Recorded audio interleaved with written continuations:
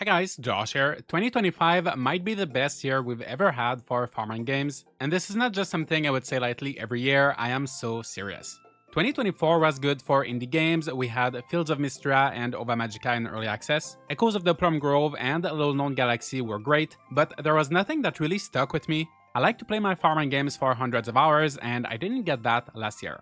But this year, I know it's going to be different because we're getting both a Rune Factory and a Story of Seasons game. Just with these two, I am satisfied already. But then there's Fantasy Life, Tales of the Shire, a few other games, and the Nintendo Switch 2, which will switch some things around. In this video, I'd like to discuss all of that, some things you should know about these games, some concerns I have. Unfortunately, not everything is perfect, but let me know what you're looking forward to playing this year, and let's begin. We'll do things in chronological order. One of my favorite early access games of the last few years, Dinkum, will be getting its full release on April 23rd. If you don't know what this game is, Dinkum is a farming life sim game which feels like a combination of Animal Crossing and Minecraft with an Australian theme. You're on this procedurally generated island where you gradually convince NPCs to move in to open their shops. Together you build a little town, then you farm, you mine, you fight crocodiles, you decorate, there is so much to do. I could honestly rave about this game for hours, but if you like sandbox-style games, where you have a lot of freedom and you don't mind that there isn't too much of a story or character depth, you will enjoy it. There's a ton to discover and unlock, fun vehicles to explore the world with. The progression is so rewarding, and some players have already put thousands of hours into this one. Dinkum is a great example of how to do early access right, as it has been feeling pretty polished and complete from the beginning, only getting better and better with each update. So now it's getting its 1.0 update on April 23rd, with new content like seaplanes, new NPCs, quality of life features, and new activities to experience. The price of $20 on Steam will remain the same after launch. However, adjustments will be made to regional pricing in order to make the prices in other countries more in line with the American one. So if the game is currently cheaper in your country and you have been thinking about it, now might be a good time to buy. The publisher, Krafton, also announced that they would be delivering some exciting news about Dinkum coming to a popular game console later this year. Is it Switchmon? Is it Switch 2? The first one would worry me a little bit on the technical level, but either way, I'm glad that more people will be able to experience this game in the future, and I am looking forward to spending even more time playing it. It will definitely keep me busy until May 21st, when Fantasy Life I, The Girl Who Steals Time releases. I already know it, this game will steal a lot of my time. This life sim adventure game seems to have everything that made the original 3DS game amazing, plus new features like terraforming and decorating a town, ever-changing dungeons to explore, the option to change life at any time, and brand new lives such as Artist and, of course, Farmer. What I love about Fantasy Life is the variety in gameplay, as you have combat, gathering, and crafting lives, which are basically occupations with different playstyles. Add to that a quirky story with charming characters, multiplayer, plus the new decoration features, and it will take a very long time before we run out of things to do. This game has been delayed for a while. It was originally announced just for the Switch. Now it is coming to all consoles and Steam, but based on the latest footage, it looks like the Switch version is not the one that performs the best. This is just a guess, but I think it's a matter of time before they announce it for the Switch 2, and if it doesn't come to the Switch 2, I will most likely get it for PC just to be safe. The good news in all of that is that there will be crossplay, cross-platform, cross-saves, so no matter what platform you start playing on or where your friends are playing, you will be able to carry your progress with you and play together. I just have one concern with crossplay. I don't think I've actually played games that had crossplay that were not live service or MMOs, so if you have any experience with those, let me know. But I wonder what it means if you're planning to play offline. Like, let's say you start on PC, then you continue on your Switch, you're outside or somewhere with no Wi-Fi, you make a lot of progress, you go back to your PC the next day, but your Switch still has not connected to the Wi-Fi. Is it gonna mess up or overwrite your save file? Will we have backups? Will we even be able to play offline in the first place? Also, this is outside of the actual game, but they are doing this thing where if you pre-order the digital deluxe edition, you will be able to play 3 days early, and this is for all platforms except the Switch for some reason. Personally, I am not a fan of this marketing gimmick, especially since they delayed the game so much already. They know everyone is tired of waiting. And now, if you don't want to pay extra or if you want the Switch version, well, you will have to play 3 days after everybody else. On top of that, they also increased the price of the game, and their justification for that is that they are releasing it on more platforms, making it more expensive to develop. To me, that is seriously the most ridiculous excuse, because first of all, most people only care about getting the game for one platform, but also, if you're gonna sell it on more platforms, you should make more sales to cover these costs. It is as if every time McDonald's open a new location, whether you can go there or not, they raised their prices in all of their locations in order to cover the cost of the new one, with which they are going to make even more money. Let me know if I'm missing something, but it really doesn't make any sense to me. And also, they cancelled the physical releases outside of Japan. It will be multi-language. If you want to import it, you'll be able to. But the whole marketing and publishing side of this game is a mess. Other than that, I think that the game itself should be a lot of fun to play, so I'm still looking forward to it. Shortly after, it's going to be June 5th, the launch date of the Nintendo Switch 2.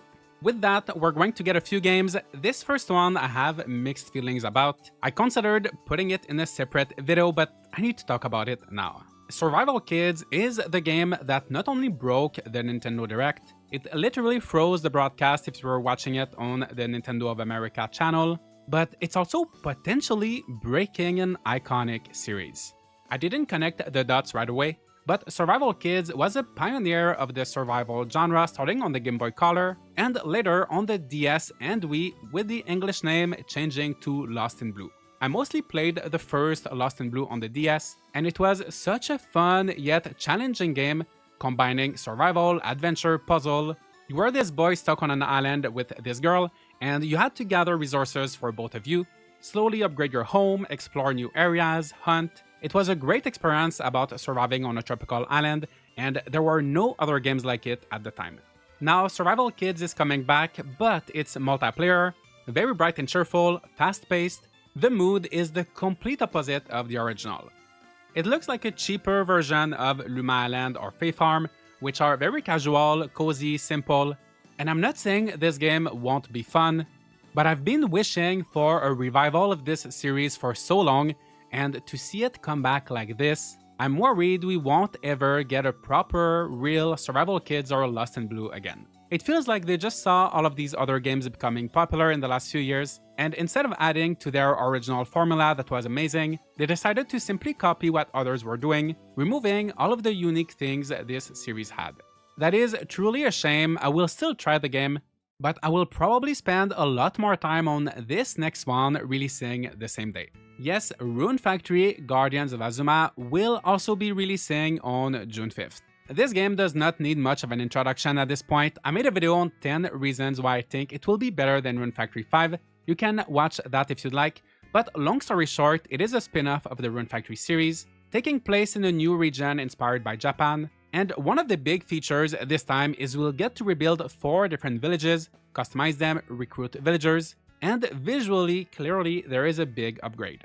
So this was originally supposed to come out on May 30th for Nintendo Switch and Steam.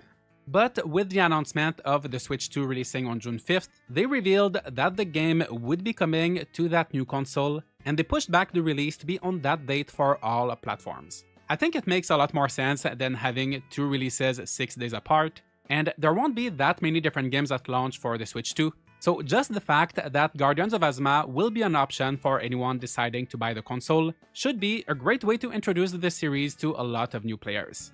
But what does it mean for many of us who may have already pre-ordered the game? So the Switch 2 edition will be $10 more than the Switch 1 and Steam versions at $70 US. For the sake of this video, I will only mention US dollars as this is the information Marvel has shared publicly, but we should expect an equivalent increase with other currencies. There will be a standard physical edition for the Switch 2. You'll also be able to purchase the upgrade digitally, which should be $10. So if you don't mind having the case and cartridge from the Switch 1, and then pay for a downloadable upgrade, that will be an option. Of course, since the Switch 2 will be backwards compatible, another option will be to just stick to the Switch 1 version. At the moment, we don't even know what the exact upgrades will be, but we can assume sharper graphics, higher frame rate and resolution, something closer to what we saw from the PC footage. Last detail regarding these changes, the Earth Dancer Edition, the one that comes with the fan, the soundtrack, art book, and keychain. There won't be a version of that with the Switch 2 edition of the game, but as an alternative, there is now an accessory set available for pre-order on the Marvelous USA website, with all of the merch without the game for $50. I think this is actually a great move. I know a lot of people were having a hard time deciding between getting the Earth Dancer Edition for Switch or getting the game for PC or Switch 2, but now the merch is available on its own no matter the platform you choose. The only problem with this is that, at least at the moment, the Marvelous USA store is only shipping to the United States. I am so hyped for this game. What we've seen so far looks amazing. It seems like they put more time and budget into it, and it should feel like a very refreshing experience after Rune Factory 3, 4, and 5. Realistically, it's probably something I'll be playing for a good portion of the year.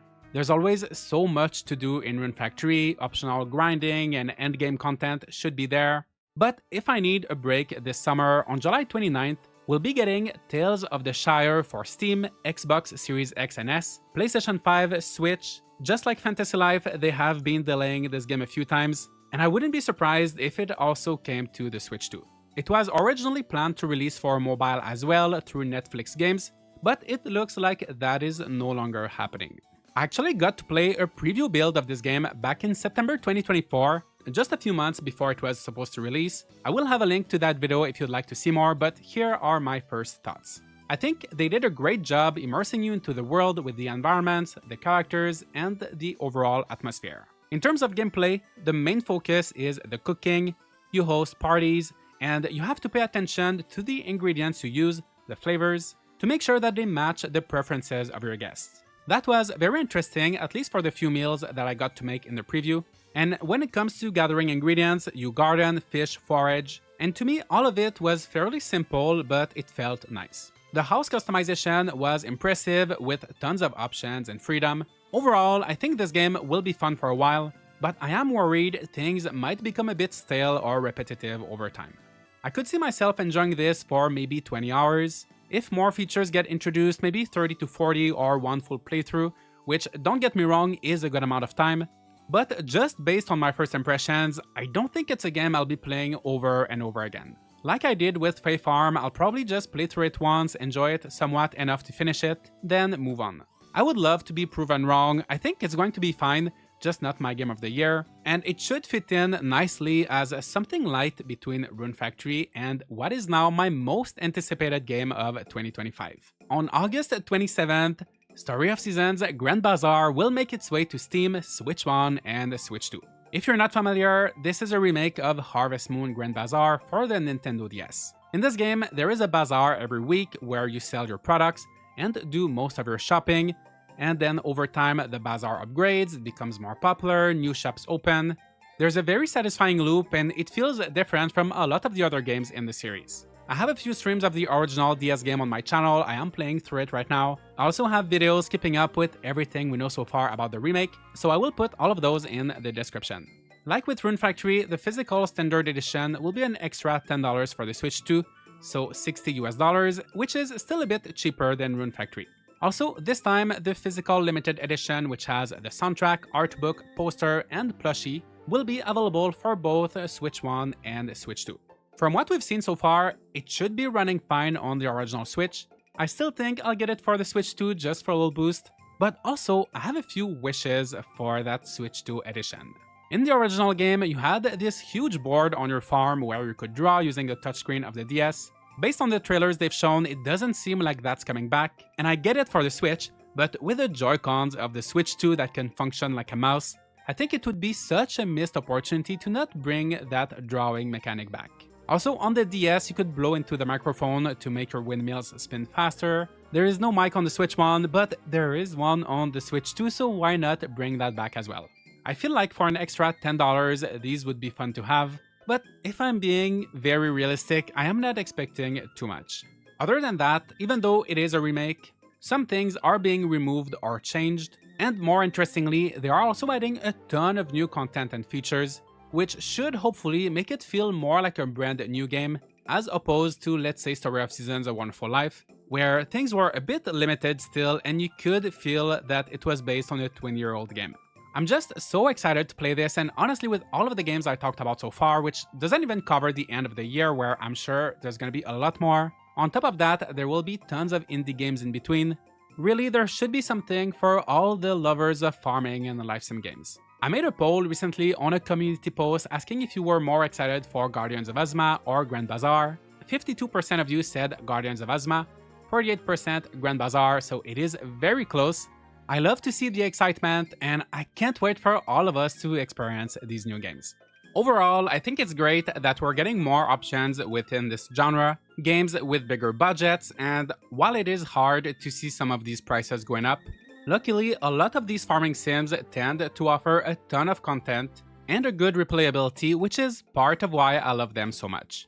If you are feeling overwhelmed by this selection of games, remember that sales and discount will happen eventually, and sometimes it can be a good idea to keep a game for a future year when maybe there won't be as many exciting releases. Let me know what you think. Which one of these games will you be prioritizing? What are you looking forward to the most? Are you sad about survival kids and the business practices around fantasy life? And if you disagree completely with this video and you think there was another year better than this one for farming games, please tell me in the comments. If you want to stay up to date with all of the farming sims, leave a like and subscribe for more content like this, and I'll see you all in the next video.